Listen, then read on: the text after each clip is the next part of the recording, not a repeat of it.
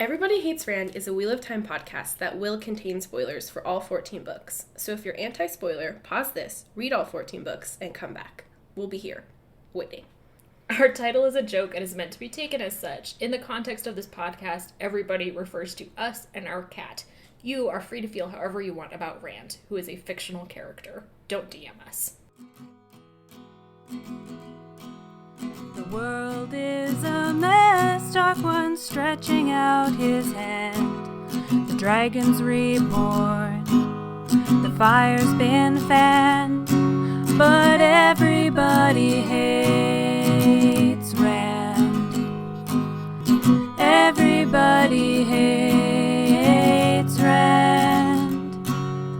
Everybody hates Rand. I know. I actually can't look at this while we record. I have to change it. Sally had a bunch of friends over the other I night. don't fit. Sally had a bunch of friends over the other night, and apparently they rearranged the letter magnets on our fridge. I shan't repeat what it spelled out because it was disgusting. horrifying. And I don't think I'm allowing them in my house anymore. Oh, okay. Yeah. I saw a vanity license plate today that said letters A, N, then the number 8, E, L. And I am sure it meant to communicate angel, but I could not read it any way other than anal. Yeah. And I was That like... was a choice that someone made. I saw like 6 vanity license plates on my way home. It was very odd. Then I saw one that said RDO flyer. And I was like, what does this mean? Radio flyer? Yeah, so it was radio flyer, you know, like the little red wagons. Mm. And I was like, seems odd. And then I passed the car, and the driver was like a 40-year-old man with a very gross beard. Nope. And I was like, this is unsettling. Nope. Also, the other day, I'm just talking about vanity license plate while Sally takes Shut up. 2 full minutes. I can't find it. You don't have to spell. You don't have to spell something. I do though. You could just fucking leave it. Oh my god. Where are all our letters? This is a mess. Anyway, I saw a vanity license plate that literally just said realtor, and I was like, why would you advertise your white mediocrity like that? We're missing a T. I have never met a realtor who wasn't like, I'm a realtor, in such a way that they expected me to then say, oh my god, you're so brave. Thanks for serving our country, or some shit. It's like, yeah, thanks. I'm an editor. Should we keep telling facts about ourselves? Now Sally's angry at me for That's correct. wanting to fucking record the podcast. So we're in a fight, I guess. This is Everybody Hates Rand, friendly neighborhood Wheel of Time podcast. Which of the Wheel of Time characters do you think would most likely have a vanity license plate? Rand, obviously. That's too easy, though. But like Gawain, probably. Oh my god, yes. His would say realtor. Regardless of what his actual occupation was. Which I'm convinced would be a realtor. No offense to all the realtors out there. No, but like a skeezy one. Yeah, like a gross realtor. I also feel like Bear Lane is a number 1 contender for that. Bear Lane would have the angel/anal, but it would be on purpose. Yeah, anal. Bear Lane. I can't believe Bear Lane was in the beginning of this book. That feels like 19 years ago. Like, I feel like I've gone to war since then. And I guess I have. It was the parent chapters. Anyway, you know us, but that's Emily and I'm Sally. Oh, fuck. Forgot. That's Tybalt. You can hear him snuffling around in the background like a pig hunting for truffles.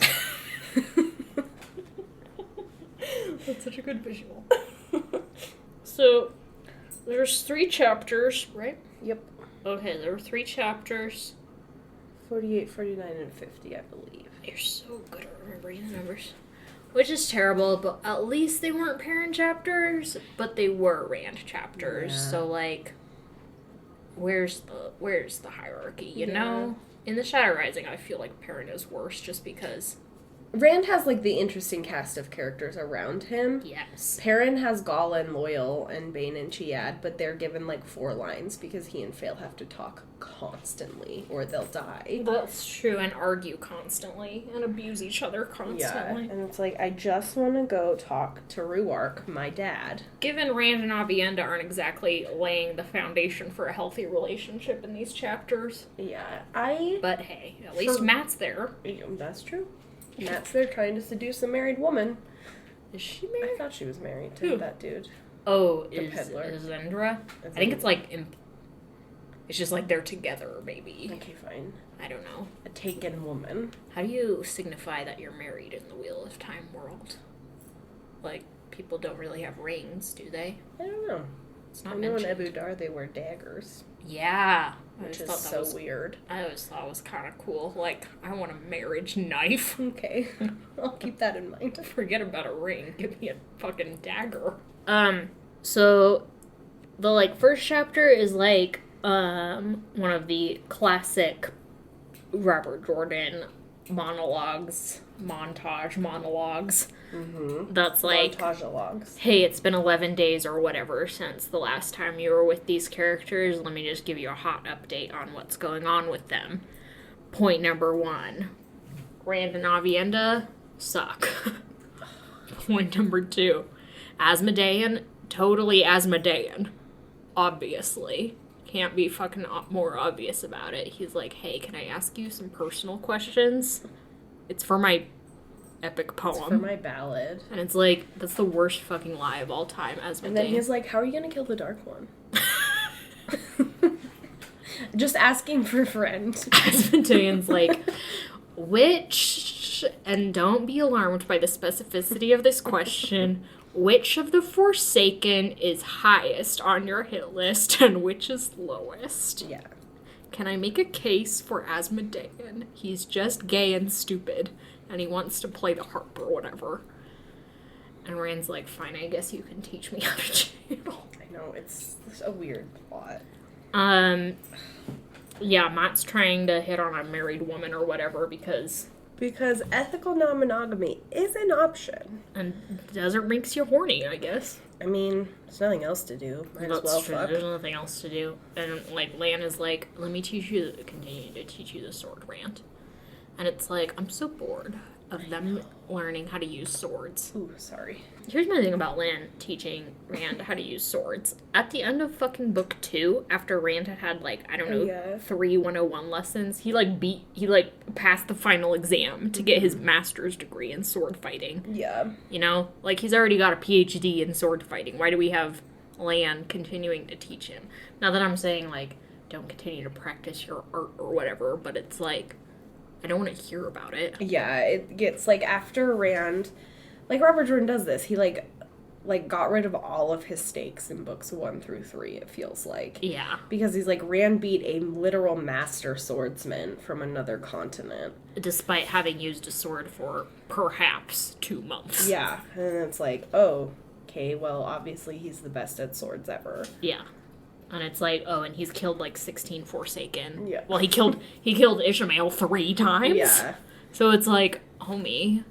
Yeah, it's just, like, annoying that we then have to be like, and Rand had another lesson on swords, and another lesson on swords. And it's also like, it's just like, Rand has other hobbies, you know? I do read sometimes. Yeah, he, like, reads books and shit. I'd much rather...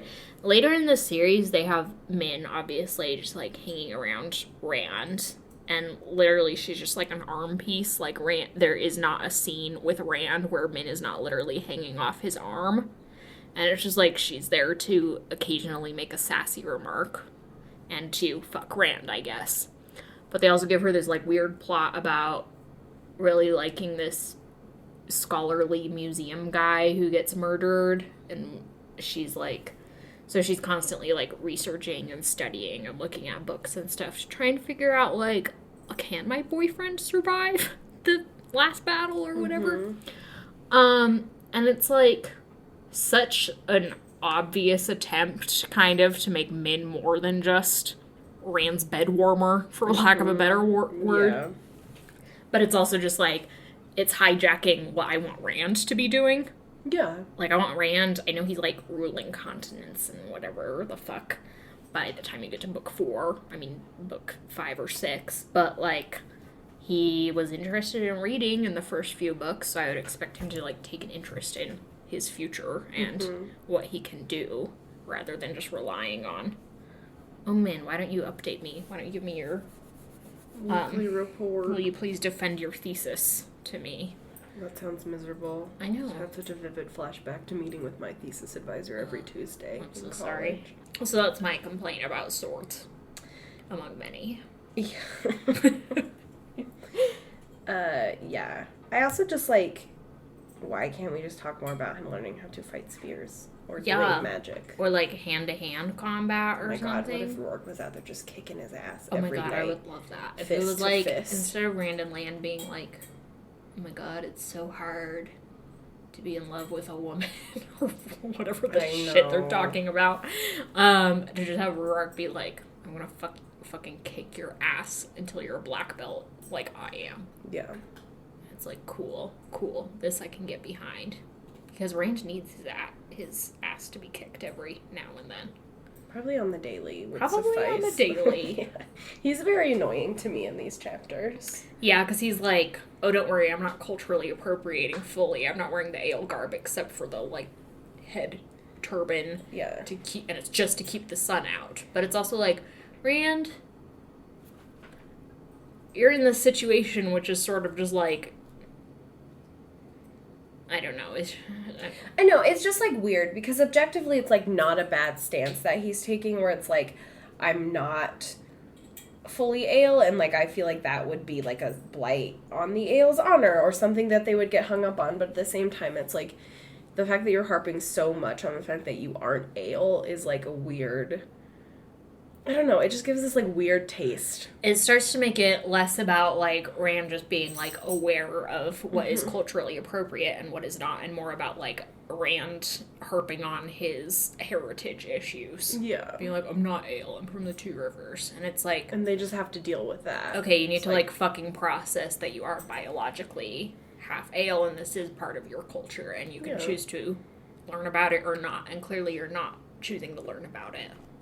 Like, I don't want to put Rand entirely to blame in the remaining totally ignorant of ale culture, because Aviendha is, like, literally assigned to teach him about it, and she does a fucking shitty job. Yeah, because she's got her own fucking ego problems. Yeah, and she, like, won't shut up about, she's like, oh, Rand, you saw a woman? Do you remember Elaine's titties, though? And he's like, no, I fucking don't. I didn't see her naked for the last time, Aviendha. And Aviendha's like, well, I did! It was amazing! It was amazing! I came immediately. That's how she talks. I know. So weird. It's so ridiculous. But anyway, it's like, in Rand's position, if you were like, here, I have this, like, guide, more or less, who's trying to teach me about this culture, and they're just like, I don't get it, then, like, maybe go to someone else. Yeah. Be like, hey, Rurark. Will you help? Will you help me? Will you tutor me a little bit, because... Aviendha sucks at it. Aviendha sucks. Rand also does discover the fact that Aviendha can channel. Or does he? This is the first time realizing Aviendha can channel. I think, like, actively. I think passively he's been aware of it. But Aviendha shoots, like, a huge fucking fireball in the middle of the day. Because the wise ones are like, hello, lesson 1, fireball. It's so random. And it's like, girl. And all the yell are just like, whatever. And it's like, okay, yeah, I get it. The ale. But do you need more fire? You're in the desert. I know, seriously. Start a fire or something. Why don't they teach her how to, like, do water or whatever? Yeah. Water bend. Yeah. That would be a valuable skill. That's what I'm saying. Yeah, Rand's like, oh, Aviendha must be learning from the wise ones. And it's like, yeah, no fucking shit. She's in the fucking uniform. What's your... He's so dumb. He's just dumb as a pile of rocks. Speaking of which, they get to Gold Rock's hold. A big pile of rocks. A big pile of rocks. Isn't it, like, kind of subterranean? Like, it's like... Yeah, it's like this kind of hidden canyon. You basically have to go... My impression was that you kind of go through, like, a slot canyon. Oh, cool. And then it, like, opens into... It was my impression reading it anyway. There's definitely, like, because they get somewhere and they're like, we're here. And Rand's like, no, we're not. We're Where's the shit? Where's the houses? Yeah. This is like the first and last, I think, permanent ale settlement that we come to, and that we like spend 2 chapters in. And it's like distinctly the vibes are both Middle Eastern and Native American. You get kind of like my impression, always picturing the way the settlement was structured and like kind of built out of the rock was very much like adobe and like the Pueblo. And then we're also introduced to the idea that the ale it's like listed in the chapter when they're all sitting around eating, and Rand's like, oh, here's this like special type of food that's like tomatoes and corn, or it's like maize but spelled different. And it's like, first of all, don't really get it. I don't think corn and tomatoes are really suited to grow in a desert environment. Yeah, also, why would you mix those two Yeah, also, foods? whack, you know? Super whack. Surely there's something better to Especially considering they're like eating like a goat stew or something. Yeah, which makes a lot more sense. Yeah, but I don't know, just like those are what the vibes.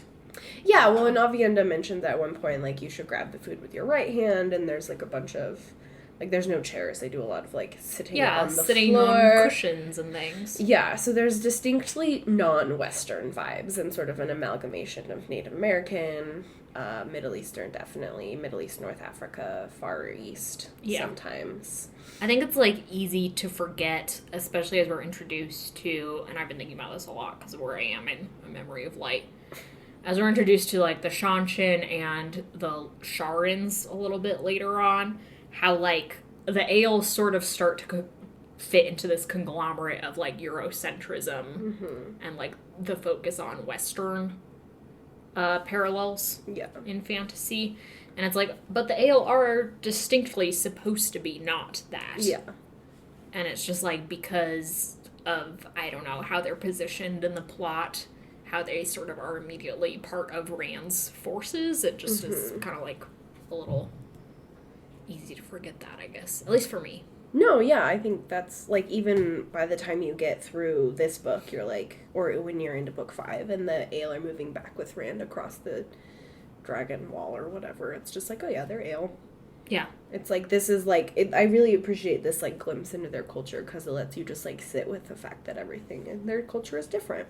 I know, it makes me wish that we spent more time amongst the, like, actual culture and the ale, and just, like, I don't know, instead of what immediately happens starting in book 5, which is, like, this upending of their kind of status quo.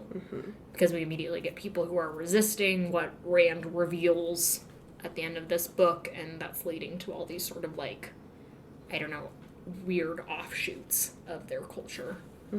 Like, you get just, like, a group of Kyrian and noble people just appropriating the culture relentlessly. I forgot about that. That's such a weird plot. It's such an odd plot. And you get, you know, the, like, group of evil, quote-unquote evil ale, who are just, like, going around kidnapping everyone and being like, you're Guy Shane. Yeah. Or however you say it. I don't know. Yeah.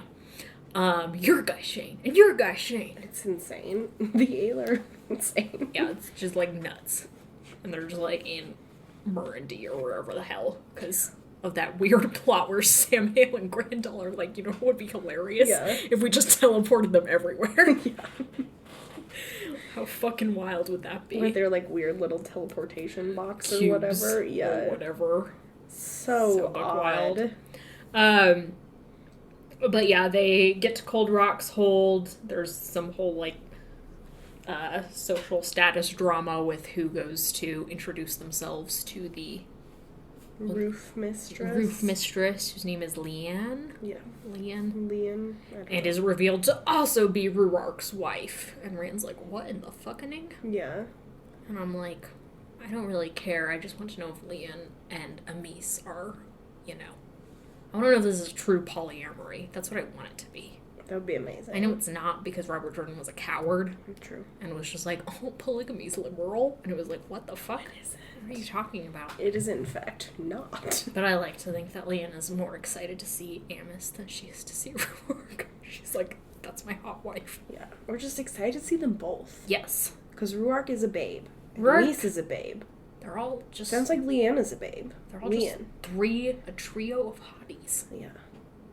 So it's like, yeah. Middle-aged hotties. Hell yeah. Does Ruark have kids? I was literally just thinking that. What the fuck? In my mind, Gaul is his son. I know that's not true. We've talked about this. Yeah.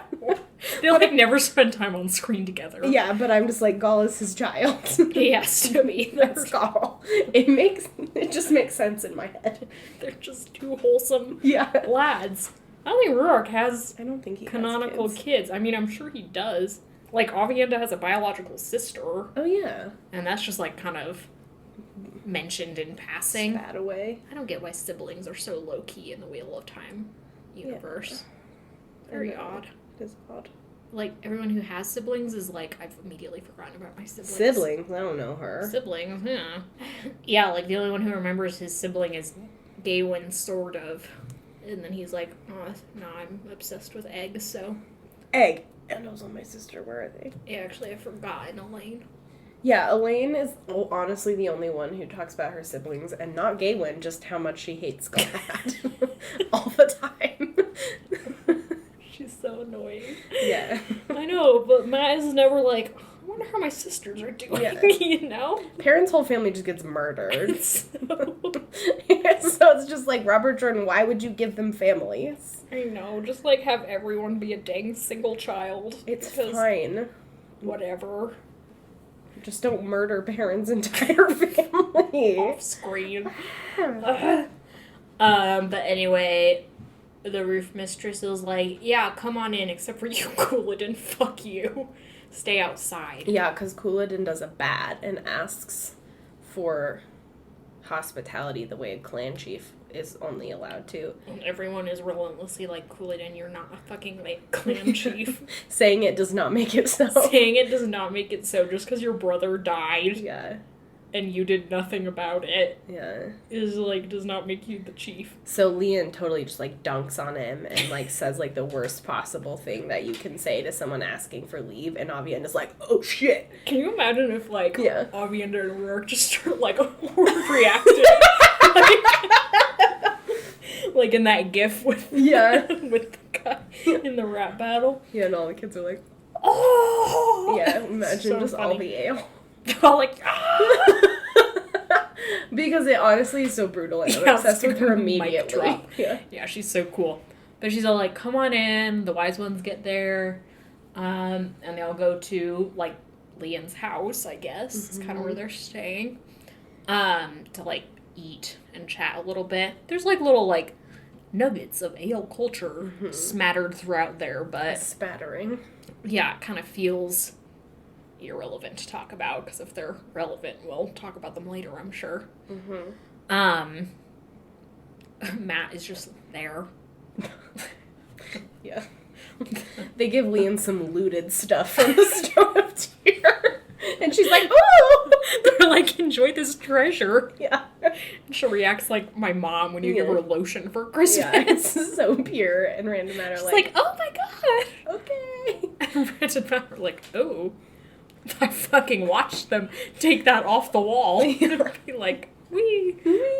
I'm obsessed with her. I think she's so cool. She's great. The ale are great. Yeah. Gaul is totally Rourke's son. Makes so much sense. But they chat, they eat, and pretty much the meal ends. Yeah. Meanwhile, Avienda is being, like, insufferable and explaining to Rand what a spoon is. Yeah. Because they're just... This is the dynamic I just hate so much. Right. I just am so over Wheel of Time and its repressed sexuality. Like, I get it, Avienda. You think Elaine loves him, but you literally come from a culture where multiple women can have the same male object of affection. Yeah. And it's like... And, like, she never is like...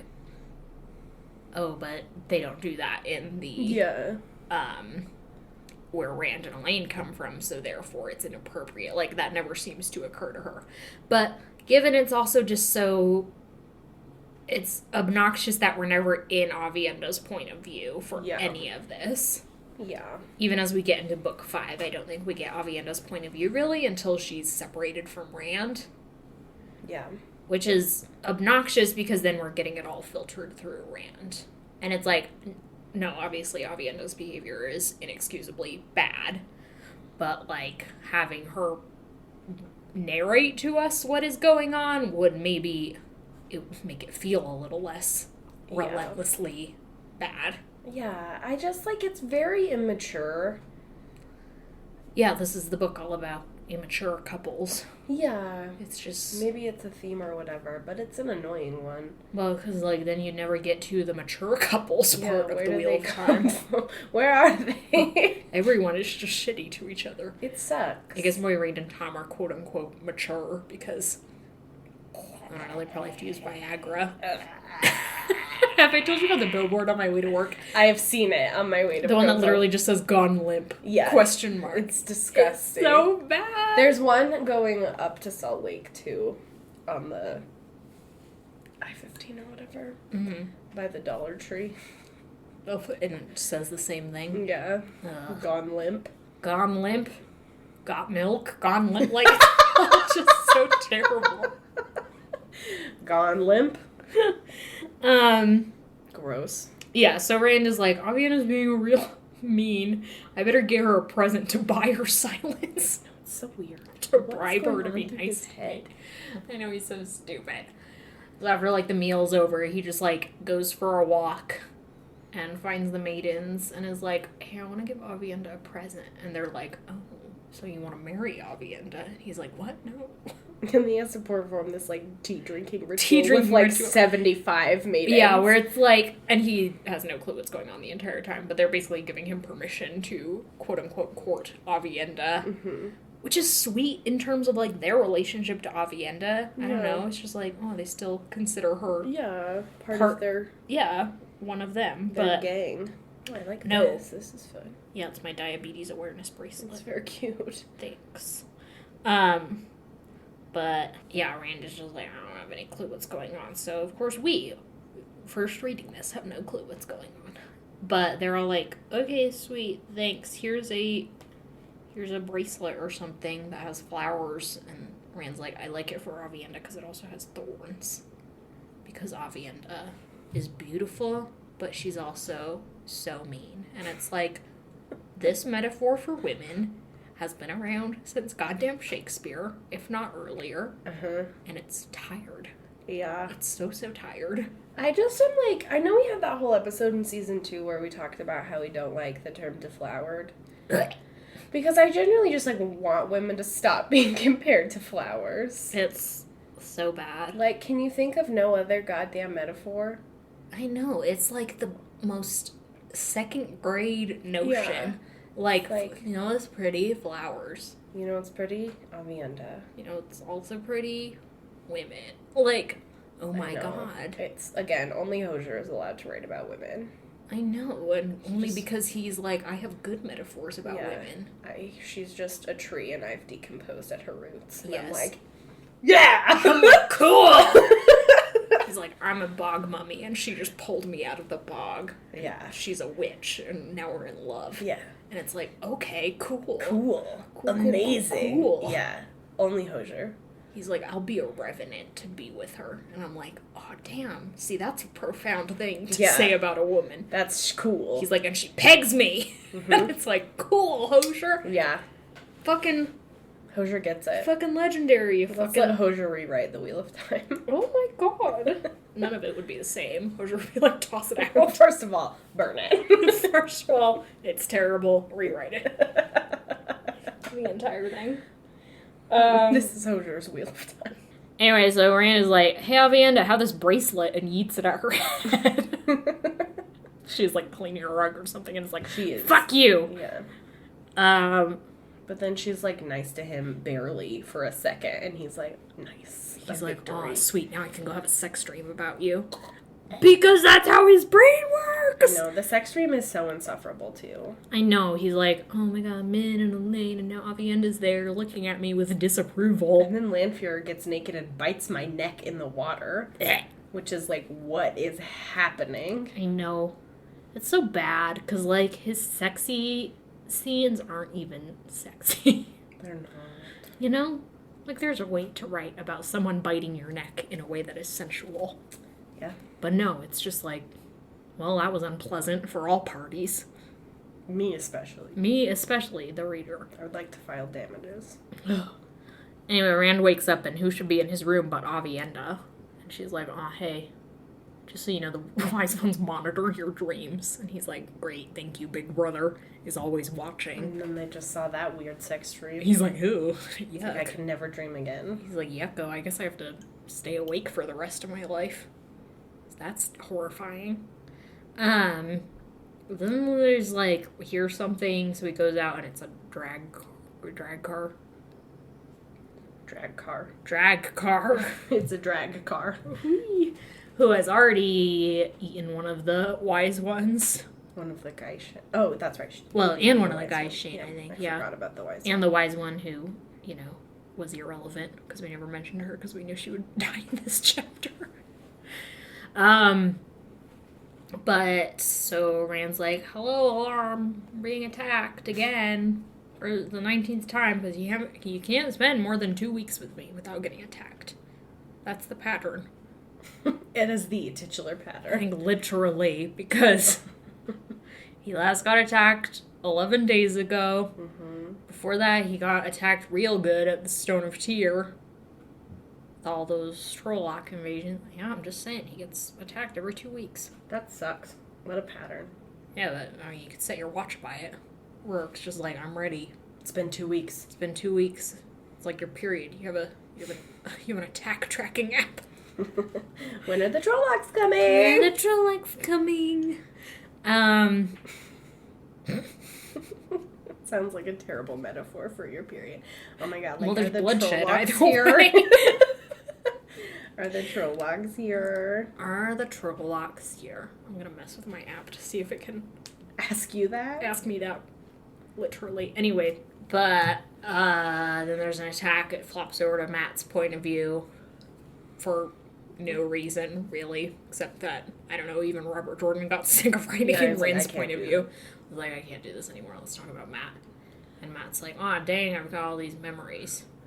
This was the first time we were with him in the last one, too. He's like, I can see right through this attack. It's just a distraction so they can assassinate Rand. Yeah. And it's like, good job, Matt. Yeah, and then one of the maidens is like, are you a general? And it's like, it doesn't take a fucking genius. Yeah, it doesn't take a fucking... There's like... It's like 4 Trollocs. I know, it's 4 Trollocs, and like the goddamn, I don't know, president is sleeping in the other room. Yeah. Yeah, Matt. So it isn't like you're not really displaying your strategic prowess yet. Yet. It will come. Yet. It will Like when you decide you need to kill Couladin. That's like, it was an accident. We just killed him. This happened. I love Matt so much. And his accidental murder of Couladin. Yeah. But Rand's like, where's Couladin? And Rurik's like, he pieced out literally fucking 9 hours ago. And Rand's like, oh my god, we have to leave now then to follow them. Because I don't want him to be in the place. Or the Golden Bowl before me. Because I'm competitive. Yeah, and there's a whole thing about Rand can't show up before any of the chiefs because then he'll dishonor the ones who aren't there yet. Yeah, so he's got to, like, according to Ruark, time it so that everyone can arrive. Mm-hmm. And then he shows up right away so that no one has to wait too long. Mm-hmm. But Rand is like, I don't give a fuck. Which will come back to bite him, I guess, because then the clans who did not make it, I can't remember. I feel like some of them side with Couladin. Yeah, I think so too. Because they're like, you fucking meanie. Didn't even. You're a bully. You didn't even let us get to the party. You didn't even started go to the eating golden the cake bowl. So rude. God, I wish we had a cake. Oh, I'm sorry. Do you want me to make one? That's okay. Okay, we have to go now. Sorry for the low energy. We're both tired. We promised to ramp up the energy for our 100th episode. 100th anniversary. Oh my god! 100th episode / 2-year anniversary. Yep. Man, can you imagine we'd been doing this podcast for 100 years? I'd be We could, Explains given how the length tired of I am. yeah, this dang series. I'm so excited we're almost done with book 4, though. I know, So we get to do book seriously. 5, which I love. Book 5 is legendary. It's just fun. Like, Elena and Nynaeve are in a circus for the whole book. I know. Perrin's not there. Perrin is not there. It's fucking great. Matt meets Talmanes. Avienda and Rand have igloo sex, which is, yeah, like, the sex atrocious, igloo. but also hilarious. Yeah, but also, like, if you take out the fact that you have to read about it, it's Yeah. very funny. Yeah, if But you're they just, just, like, run through a portal because Rand sees her naked. Avienda's like, no! Yeah. And invents traveling. Yeah. Reading these early books is always so buck wild, because I have to, like, remind myself that traveling doesn't exist yet. And you're like, why am I on the road with these I people know, I'm for like, 2 oh my god, weeks? 11 days? Can't they just teleport there? And I was like, oh, Oh, no, no, wait. it's gonna, Avienda hasn't mortified herself into inventing teleportation it's yet. gonna be another 2 weeks or whatever before, 2 books. Anyway. Book 5 is Anyway. fun. Then there are fucking telescopes, which I'm very excited to talk Yeah, about. that's a great, Big mirrors. great battle. Yeah. Okay. Thank you to Glenna Mackenzie for our theme song. Thank you for listening. Thank you in advance for buying our stickers, which we Yeah. just put in our first order for. We got the proofs already, and we really liked them. Sally's got them on her water bottle. I don't have a water bottle, or I would have them on mine. But as everyone knows, I don't drink water. You could put them on a Diet Coke bottle, then you just throw And them then away. just leave the Diet, reuse that Diet Coke bottle every time, pour the Diet Coke into your new bottle. Disgusting. So horrifying. You could really test the durability of the stickers, though, if that was the case. That's probably true. But, yeah, thank you in advance for buying them. That's not to pressure you to buy them. It's just, we know some of you will. Yay! And thanks. We're excited about it. Yep, next week is our 100th episode. We'll figure out something fun to I've do. been thinking about it. If you have any suggestions, this is your last chance to You have. air them. Probably today. Probably today. Today or tomorrow. And then we're recording And it. then we usually record on Mondays or Tuesdays, so... Yep. So good luck. May God speed DM you. us immediately. Immediately listen to this and be like, I don't care what this idea is, I have to DM them. Yeah. Okay. That's the end of the episode. Oh my god, I'm so fucking tired. Do you have a sign off? I have some listener ones. Ooh. Let's pull one up. Okay, this one comes from Gavin. Hi, Gavin. I also need to know before we read this, that I read this, and it absolutely just, like, sent me discovering that you were 6'3". Because I don't know why. I just, like, don't imagine our listeners in the physical realm very often. You're like, oh my and god. I was like, oh, he's so tall! That's very exciting. Okay. So, like, good for you. 6'3" is an excellent height. Especially to Sally. Okay, I knew this was going to be an issue. You brought it up. Okay, I had to. Otherwise, someone else is going to bring it up, and then it's like I got to get ahead of just it. claim it for Yeah. yourself. Okay. So a couple days after New Year's, I was flying from Boston back to Salt Lake. Hey, I forgot that you're also in Utah. Sorry you had to go to the Salt Lake airport. Yeah, especially on fucking New Year's. Yeah, with the, like, Jesus. construction of their, like, weird new building that looks so much nicer than the rest of Yeah, the it's airport. like, hey, fuck you peasants that still have to be in this building. Yeah, it's very funny. Okay, I hate flying. It's horrible. I'm 6'3", so I don't fit on planes. I have to sit straight as a board, and I'm still wedged between the seat in front of me and my own seat. Then I had a middle seat on top of that. All in all, not great. The guy to my right was really chill. He was watching Goblet of Fire on the little seat back thing. What do you call those, by the way? Although I'm not the biggest supporter of Goblet of Fire. I love that caveat. But to my left in the aisle seat was this 8-year-old kid, not a parent in sight. My first question is, what kind of person inflicts their child on the rest of the world like this? If there's an antichrist, it was this child. He started by taking off his socks and shoes, then went cross-legged, pressing his foot against me. I would have thrown the kid off the plane. No, that's disgusting. I hate feet. That's so nasty. I tried to scooch away, but like I said, middle seat. Being a person who's not great at advocating for themselves, I tried to signal with, like, my gaze that I did not appreciate his nasty foot, but to no avail. Halfway through the flight, the kid's still cross-legged. He started watching a movie on his phone. I expected maybe Star Wars or Pirates of the Caribbean, but no, he was watching the motherfucking Wolf of Wall Street. What? Once again, an 8-year-old child. No.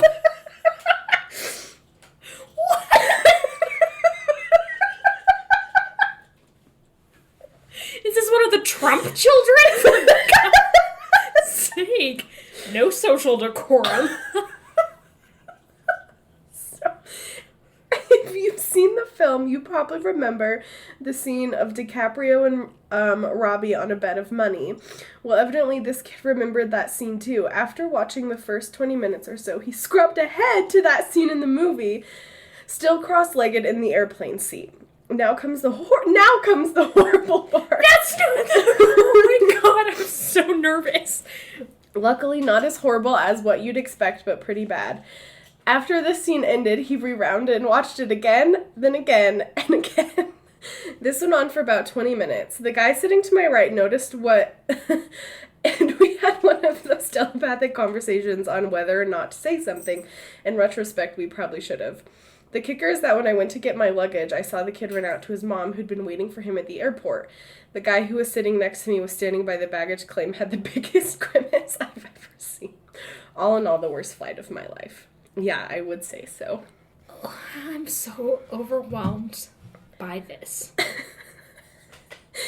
I assume if... You can't make any assumptions. What? This kid is like... just fucking an air criminal, like, just flying, causing chaos. He's like, gotta go back to your mom after spending Christmas with your other parent or grandparents or something. And he's like, now seems like a great time to watch soft porn in public. Surrounded by adults! Like... Oh my Christ, I'm sorry that you were emotionally abused on your flight home, and physically with a child's foot. Oh. I feel like dirty. And then you had to come back to Salt Lake City. Partly because it makes me feel dirty to think of Leonardo DiCaprio and Margot Robbie simulating sex, because he's like, what, 90? And she's like 19 at the time. Age. Yeah. Leonardo DiCaprio is so fugly and nasty. And that's my 2 cents. Thanks, Gavin. Thanks, Gavin. You're such a unit. I'm glad you're so tall. Yeah. That's very exciting for you. And I'm glad you survived that flight, because I would have not been able to keep my mouth shut if a child started playing The Wolf of Wall Street next to me. I think I would have just started crying. I don't know what I would have done. I probably would have I wouldn't have known what to do. I would have just let him. It Snatched was like the phone. I'm like, can't be responsible for some other person's parenting choices, you know? Well, I feel like his parents don't know. I feel like his parents probably don't know either, but again, that's like their problem. Like, what do you do? Come up to the mom and be like, hey, just so you know, your kid was fully just watching sex scenes.